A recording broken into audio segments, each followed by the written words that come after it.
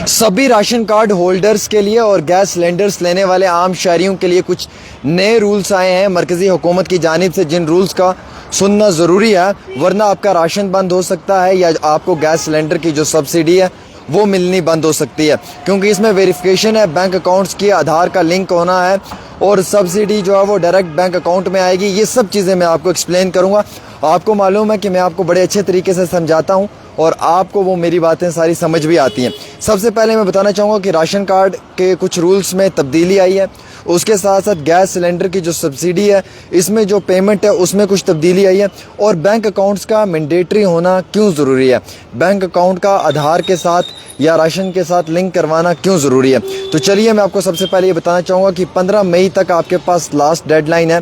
15 मई से पहले आप सभी लोगों ने अपने आधार को जो है वो अपने बैंक अकाउंट के साथ लिंक करवाना है, अपने आधार को जो है वो अपने राशन कार्ड के साथ लिंक करवाना है 15 मई से पहले। अगर 15 मई से पहले आप ये नहीं करवाते हैं तो आपका जो गैस सिलेंडर का सब्सिडी आता है वो बंद हो जाएगा और आपको राशन मिलना बंद हो जाएगा। वैसे ही इसमें एनुअल वेरिफिकेशन होगी, जितनी भी फैमिलीज़ हैं उनकी सारी डिटेल्स ली जाएंगी कि हर फैमिली के अंदर कितने लोग हैं, कितना राशन आता है, क्या कोई डुप्लिकेट राशन कार्ड तो नहीं है, कोई जाली राशन कार्ड तो नहीं है, या एक ही परिवार के पास, एक ही फैमिली के पास मल्टीपल राशन कार्ड तो नहीं है। इन केस अगर ऐसा है तो उनके उन राशन कार्डों को कैंसिल कर दिया जाएगा। वैसे ही जो है वो बायोमेट्रिक अथेंटिकेशन होगी, यानी कि जो बेनिफिशरीज़ है जिसने इसका फ़ायदा लेना है, चाहे आप हों, मैं हों या हम सब हों, हमारा बायोमेट्रिक अथेंटिकेशन इसमें होना ज़रूरी है। और बायोमेट्रिक वेरिफिकेशन जो है वो राशन शॉप्स के ऊपर होगा। अब इसमें क्या क्या ज़रूरत पड़ेगी हमें, एक तो आधार की रिक्वायरमेंट है, आधार को बैंक के साथ लिंक करवाना है, आधार को राशन के साथ लिंक करवाना है। उसके बाद अगर हमारा आधार बैंक के साथ लिंक नहीं होता है या हमारे पास कोई जाली राशन कार्ड है, फेक राशन कार्ड है, तो उस पर हमें डुप्लिकेट कार्ड पेनल्टी पड़ेगी।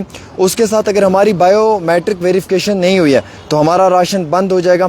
और हमने अगर फैमिली की गलत डिटेल्स भरी हैं तो राशन हमारा जो हमें मिल रहा है वो ख़त्म हो जाएगा। अब ये जो नए राशन कार्ड्स बनने जा रहे हैं या जो इसमें नई सरकार ने कुछ अमेंडमेंट्स लाई हैं, इसमें आप अपना नया नाम भी दर्ज करवा सकते हैं। अगर आपका राशन कार्ड आधार के साथ लिंक नहीं है तो आपकी सब्सिडी ख़त्म हो सकती है।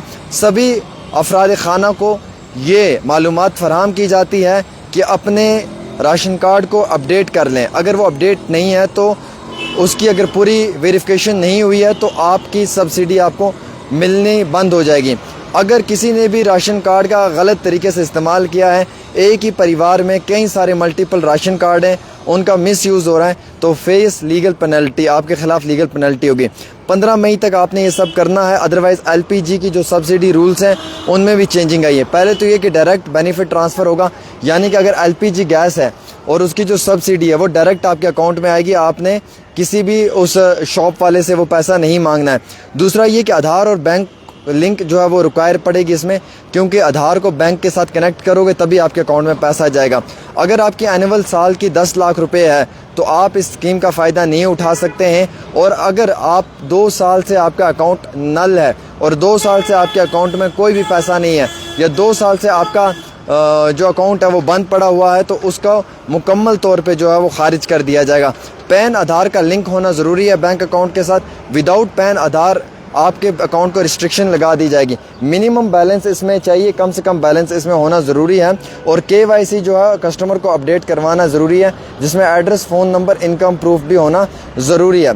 अगर आप ये सब नहीं करवाते हैं तो मुकम्मल तौर पे कम्प्लीटली आपका राशन बंद हो जाएगा।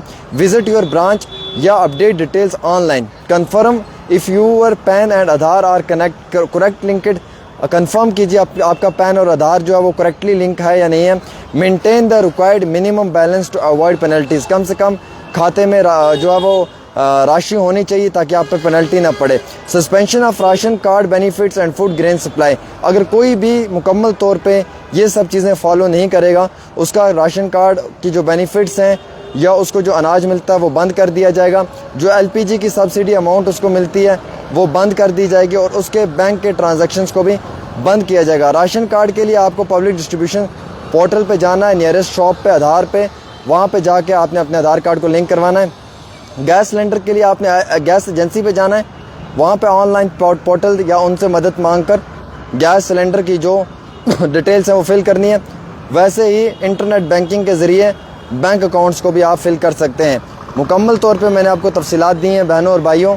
आपका राशन इससे पहले बंद हो जाए 15 मई तक इसको अपडेट करवा लें। अगर आप 15 मई तक अपडेट करवाने में नाकामयाब होते हैं तो मुकम्मल तौर पे जो है वो आपके राशन को बंद कर दिया जाएगा और आपको आपका राशन नहीं मिलेगा। फ़िलहाल के तौर के ऊपर ये अहम तरीन जानकारी इसलिए भी थी क्योंकि ये आपके राशन कार्ड के साथ जुड़ी हुई थी और मैं ये इसलिए आप सब लोगों को बताना चाहता हूँ क्योंकि 15 मई का आपके पास लास्ट समय है। आधार को बैंक के साथ लिंक करवा देना, आधार को राशन के साथ लिंक करवा देना। अगर ये लिंक नहीं करवाओगे LPG गैस की सब्सिडी आपको नहीं मिलेगी और सब्सिडी आपके डायरेक्ट अकाउंट में आएगी, डायरेक्ट बेनिफिट ट्रांसफ़र होगा, ये डायरेक्ट आपके अकाउंट में आएगी। तो ये माइंड में बातें रखें, फटाफट वीडियो को शेयर कर दें, जितनी जल्दी हो सकता है उतने जल्दी अपना राशन कार्ड को बैंक के साथ लिंक करवा दें। आपके पास सिर्फ 15 मई तक का ही समय है।